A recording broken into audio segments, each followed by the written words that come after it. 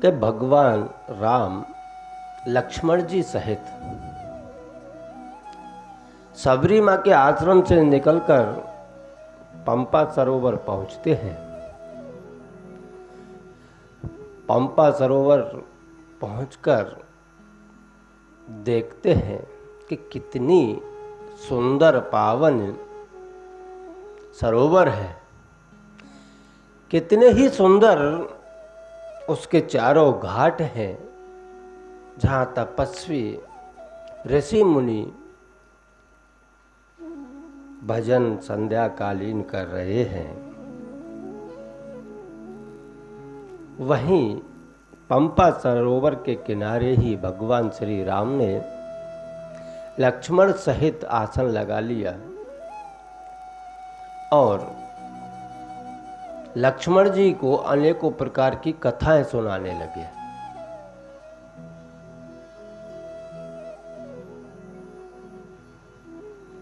कथा सुना रहे थे, उसी समय वहां से नारद जी निकल के जा रहे थे। नारद जी ने देखा कि भगवान श्री राम यहाँ हैं, मनुष्य अवतार लेकर के सीता की खोज में निकले हैं। यह सब मेरे ही श्राप के कारण हो रहा है। नारद जी ने कहा कि यह सब मेरे ही श्राप के कारण हो रहा है कि आज मेरे इष्ट मनुष्य देह धर करके बन बन फिर रहे हैं। नारद जी भगवान के पास आते हैं और भगवान से प्रार्थना करते हैं कि भगवान अगर मैं कुछ मांगू तो क्या मुझे दोगे?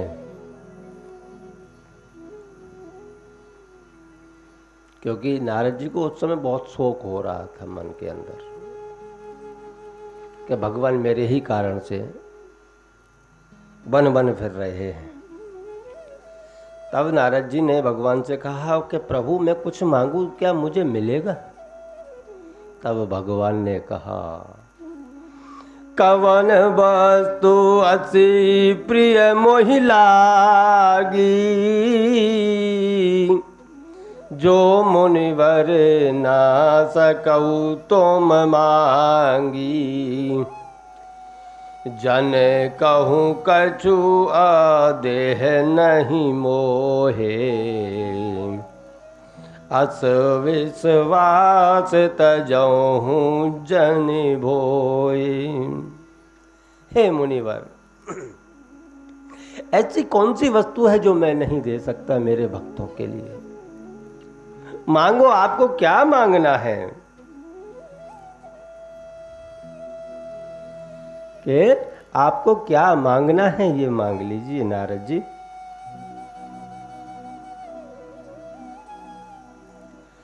तो नारद जी ने कहा कि प्रभु मेरे हृदय के अंदर राम नाम की ज्योत जगा दीजिए। अब आप यह विचार कीजिए कि नारद जी ने राम नाम की दीक्षा पंपा सरोवर पर ली थी कि भगवान को कहा कि भगवान मैं इतना ही मांगना चाहता हूं कि राम नाम की ज्योत मेरे हृदय के अंदर जगा दीजिए। मैं हमेशा राम नाम भजना चाहता हूं। मैं राम नाम को भूल ना पाऊं, ऐसा मुझे वर दीजिए प्रभु। तो भगवान ने वहां राम नाम की दीक्षा दी है नारद जी को। फिर नारद जी को शोक हुआ कि भगवान आप मुझे खाली इतना बता दीजिए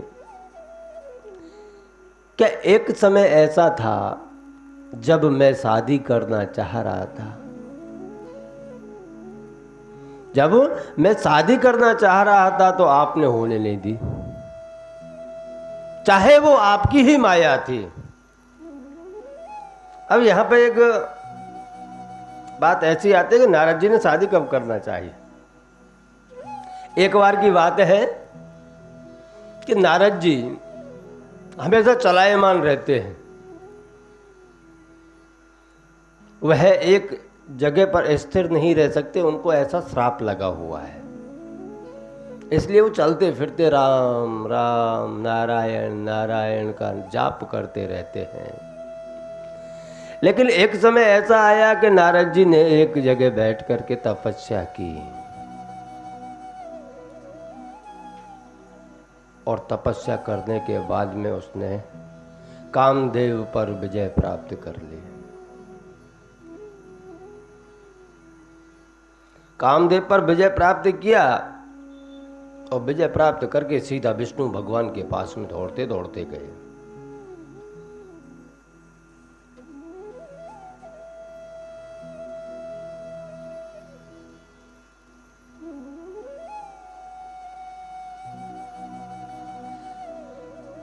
नारद जी ने कामदेव पर विजय प्राप्त की तो नारद जी हर्षोल्लास में भर गए और दौड़ते दौड़ते सीधे कैलाश पहुंच गए। कैलाश पहुंचे तो अहंकार भरे शब्दों में महादेव जी को कहा, क्या महादेव जी, मैंने कामदेव पर विजय प्राप्त कर ली। अब महादेव तो भोले बाबा हैं, वह किसी का कभी अनहित नहीं चाहते। उन्होंने कहा कि अच्छी बात है, आपने कामदेव पर विजय प्राप्त की है, ये बहुत अच्छी बात है, लेकिन यह बात आप किसी और को मत कहना, आप किसी और को मत बोलना, खास करके तो विष्णु को तो बिल्कुल मत बताना। तब नारद जी ने विचार किया कि भोले भगवान मेरी तपस्या से जलते हैं, इसलिए किसी को बताने की मना कर रहे हैं, इसलिए बताने की मना कर रहे हैं। तो नारद जी वहां से वीणा लेकर के निकल लिए, ब्रह्मलोक पहुंचे। क्योंकि कोई भी कार्य हो आप लोग करते हो और छोटी सी भी सफलता अगर आपको उसमें मिल जाती है तो आप अहंकार के चक्कर में भूल जाते हो कि उसका दुष्परिणाम क्या आने वाला है। क्योंकि हमारे अंदर अहंकार आ जाता है कि मैंने विजय प्राप्त कर ली, मैंने वह कार्य सफल कर लिया, तथा होता वही है जो राम रच देते हैं। उन्होंने आपके हाथों कोई सफलता लिखी है, इसलिए वो आपने सफलता प्राप्त की है। लेकिन हम अहंकार में यह सब भूल जाते हैं। नारद जी सीधा ब्रह्मलोक पहुंचे और ब्रह्मलोक में ब्रह्मा जी के सामने प्रस्तुत किया। क्योंकि बाप बेटे की बात है, बाप दीकरे की चर्चा हो रही है वहां। आओ आओ नारद जी आइए, क्योंकि ब्रह्मा जी के पुत्र हैं नारद जी। ब्रह्मा जी ने दंडवत प्रणाम किया, दंडवत प्रणाम करके जो स्थिति हुई थी कैलाश पर्वत पर, वही आकर के ब्रह्मा जी को सुनाया है कि मैंने कामदेव के ऊपर विजय प्राप्त कर ली है। मुझसे बड़ा भगत इस संसार में कोई नहीं है। मैंने कामदेव पर विजय प्राप्त की आज, तो मुझसे बड़ा कौन है प्रभु।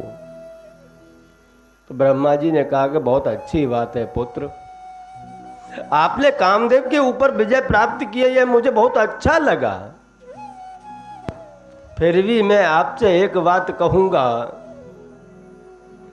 कि आप यह बात मुझे सुनाई है कि आपने कामदेव के ऊपर विजय प्राप्त कर ली,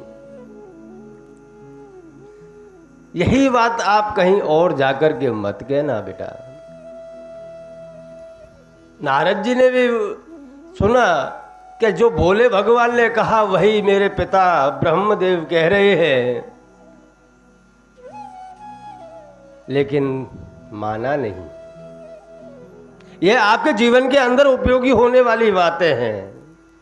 अगर कोई आपसे बड़े आपको कोई कार्य करने के लिए मना करते हैं तो आप मत करना, छोड़ देना उस कार्य को।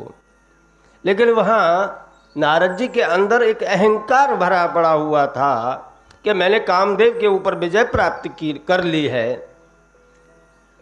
उसी अहंकार के चक्कर में सब भूल गया। ब्रह्मलोक से निकला, सीधा बैकुंठ पहुंचा।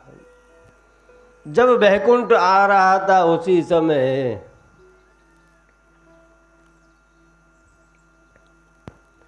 विष्णु भगवान को तो पता ही था क्यों आ रहा है, आने दो, देख लेते हैं।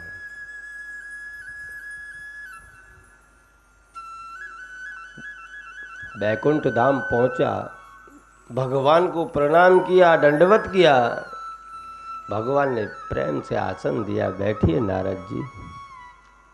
नारद जी बैठ गए। भगवान ने पूछा, और सुनाइए, क्या हाल चाल है, क्या हो रहा है सृष्टि पर, और आपकी तबीयत पानी तो अच्छी है ना, आप कुशल मंगल से तो हो ना। थोड़े मीठे वचन बोले तो नारद जी ने कहा कि हाँ प्रभु, जिसके ऊपर आपकी छत्र छाया, आपका आशीर्वाद हो, उसका क्या बिगड़ सकता है। लेकिन मेरा एक हर्षो उल्लास का काम किया है, वह काम मैं आपको बताना चाहता हूं। तो विष्णु भगवान ने पूछा, बताइए बताइए, ऐसा क्या किया है, हम भी जिससे हमारा नाम गर्व से ऊंचा हो जाए, ऐसा आपने कौन सा कार्य किया है। तब नारद जी ने कहा कि प्रभु, आपको पता है कि मुझे शराब लगा हुआ है, मैं एक जगह स्थिर बैठ के भजन नहीं कर सकता। लेकिन मैंने तपस्या करी, और तपस्या करने के बाद में मैंने कामदेव पर विजय प्राप्त कर ली। भगवान विष्णु बोले कि ओहो, बहुत सुंदर, अति सुंदर, आपने हमारा नाम रोशन कर दिया। हम भाग्यशाली है कि आप जैसा भक्त हमको मिला है। बस थोड़ी देर बैठे, उसके बाद में प्रभु मैं निकलता हूं। नारद जी बैकुंठ से निकले हैं, और निकल करके भगवान ने सोचा कि मेरे भक्त के अंदर अहंकार आ गया है, भक्त के अंदर अहंकार आ गया है, इस अहंकार को मैं कैसे मिटाऊं। तब विष्णु भगवान ने अपनी योग माया से एक नगर रचा, बहुत ही सुंदर नगर, जहां एक राजा राज किया करते थे। उनके एक सुंदर पुत्री थी, उसका स्वयंवर चल रहा था। नारद जी ने आकाश मार्ग से देखा कि ये नगर कौन सा बना हुआ है, बहुत सुंदर नगर है, चलो जाकर के देखते हैं। नारद जी ने देखा, राजा ने आसन दिया। राजा ने कहा कि हे मुनि, हे देव ऋषि, आज आप आए हो हमारे यहाँ राज्य में, बस हमारा छोटा सा काम है। क्या मेरी पुत्री जवान हो गई है, उसका हम स्वयंवर रखे हुए हैं। इस पुत्री का विवाह हो, और इसके भाग्य में क्या लिखा हुआ है, कृपा करके आप हमें यह बताइए। तो नारद जी ने राजा की पुत्री का हाथ देखा, विश्वमोहिनी का हाथ देखा, तो हाथ की रेखाओं में स्पष्ट लिखा हुआ था कि जो भी इसकी साथ में शादी करेगा वह त्रिलोकी नाथ बनेगा। अब आप विचार कीजिए, पहले अहंकार आया, फिर माया जागृत हुई, फिर लोभ हुआ, एक इच्छा जागृत हुई कि उस कन्या का हाथ देखने के बाद नारद जी को लगा कि इसके साथ में जो कोई भी शादी करेगा वह त्रिलोकी नाथ बनेगा, अजर अमर अविनाशी बन जाएगा। क्यों ना इस कन्या के साथ में मैं ही शादी कर लूं। लेकिन साधु का रूप था, एक संत का रूप था, तो उस रूप को लेकर के वह शादी नहीं कर सकता था। जयमाल कैसे पहनाए एक सन्यासी को। इसलिए नारद जी वहां से तुरंत बैकुंठ धाम निकले। विष्णु भगवान के पास पहुंचे तो विष्णु भगवान ने कहा, कैसे नारद जी, अभी अभी तो आप आए थे और फिर से आ गए, क्या कोई कार्य था क्या? तब नारद जी ने कहा कि प्रभु, मैं आपके पास से अगर कुछ मांगू तो क्या मुझे मिलेगा?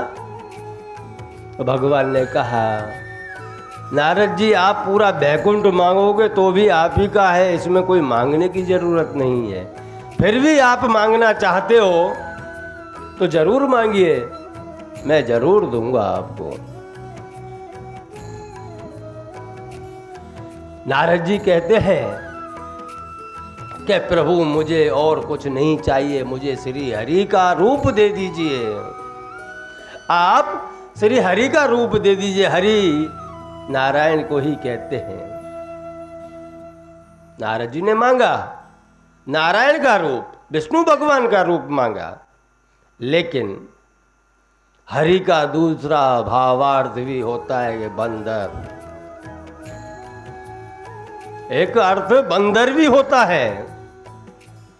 भगवान ने कहा तथास्तु, क्योंकि सारी माया भगवान की थी, अहंकार मिटाने के लिए।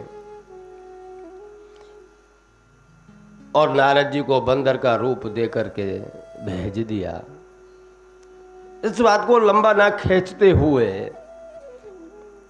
राज्यसभा में बंदर बन के नारद जी गए हैं और वहां सब उसको देख देख करके हंस रहे हैं।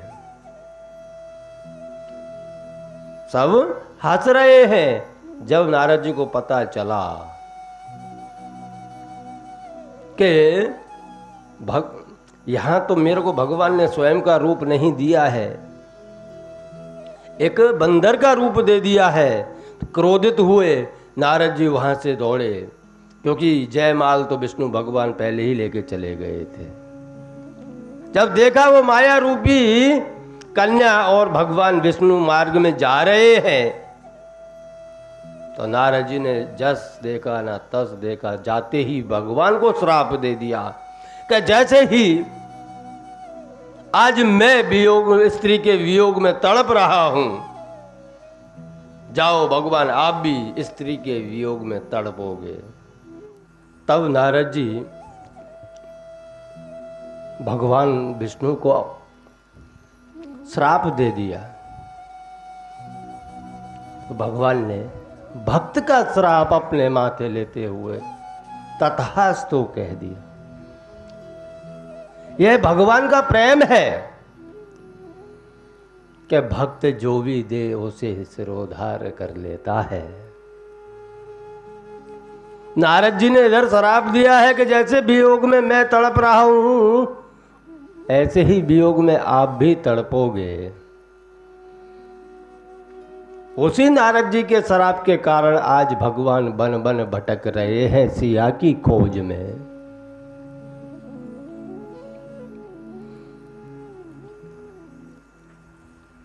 नारद जी फिर यहां पे भगवान से पूछ रहे हैं, राम जवई प्रेरऊ निज माया, मोयहु मोहि सुनऊ रघुराया, तब विवाह में चाहूं की नाम, प्रभु कही कारण करे न दीना। नारद जी उस समय पंपा सरोवर पर भगवान श्री राम से पूछ रहे हैं कि हे प्रभु, उस समय मैं शादी करना चाह रहा था, विवाह करना चाह रहा था, तो उस समय आपने मुझे विवाह नहीं करने दिया। और आज मैं देख रहा हूं कि मेरे ही श्राप के कारण आप वियोग झेल रहे हो। आपने मुझे मना कर दिया, लेकिन भोला शंकर मना कर रहे थे। भगवान से क्या बोला कि उस समय भोले भगवान स्वयं शादी के लिए मना कर रहे थे, फिर भी आपने जबरदस्ती उनकी शादी कराई। और मैं करना चाह रहा था तो मेरी शादी नहीं करने दी, माया रच दी, मुझे शादी नहीं करने दी। ऐसा क्यों प्रभु? तब भगवान श्री राम कहते हैं कि नारद जी, खाली आप इतना विचार कीजिए कि भोले भगवान एक ज्ञान का स्वरूप है। भोले भगवान ज्ञान का स्वरूप है और आप एक वैराग्य का स्वरूप है। ज्ञान का स्वरूप होते हुए हम शादी वो कर सकते हैं, क्योंकि वह काम क्रोध लोभ मद मत्सर सबके ऊपर विजय प्राप्त कर सकते हैं। लेकिन भक्त अगर शादी करे तो वह भक्त अपने सद्मार्ग से हट जाएगा, उसके ऊपर काम क्रोध माया लोभ सब हावी हो जाएंगे। वह तो ज्ञान है और ज्ञान जवान है। अब आप देख लीजिए, अगर कोई बच्चा घर में जवान हो गया हो और शादी करना ना चाह रहा हो तो पूरा परिवार उसे समझाता है, समझा के उसकी शादी कर दी जाती है। यही भगवान राम कह रहे हैं कि ज्ञान तो जवान था इसलिए उसकी शादी करनी पड़ी। भक्त जो होता है वो बच्चा होता है, बचपन होता है उसका। अगर कोई बच्चा बचपन में जिद करे कि मुझे शादी करनी है तो पूरा परिवार उसे मना करता है, उसे समझाता है कि तेरी उम्र नहीं है अभी शादी की। तो भगवान राम ने वहां नारद जी को समझाया कि भक्त हमेशा बचपन में रहता है और बचपन में किसी की शादी नहीं होती। सुन रघुपति के बचन सुहाए, मुन तन पुलक नयन भर आए। कयहु कवन प्रभु के असरीति, सेवक पर ममता अस प्रीति। हे प्रभु, वहाँ भगवान की वाणी सुनकर के नारद जी की आंखों में अश्रु की धारा बहने लगी। सुंदर वचन हृदय में उतर गए कि प्रभु आप जो करते हो भक्तों के भले के लिए ही करते हो। आप हमेशा भक्तों का अच्छा ही चाहते हो,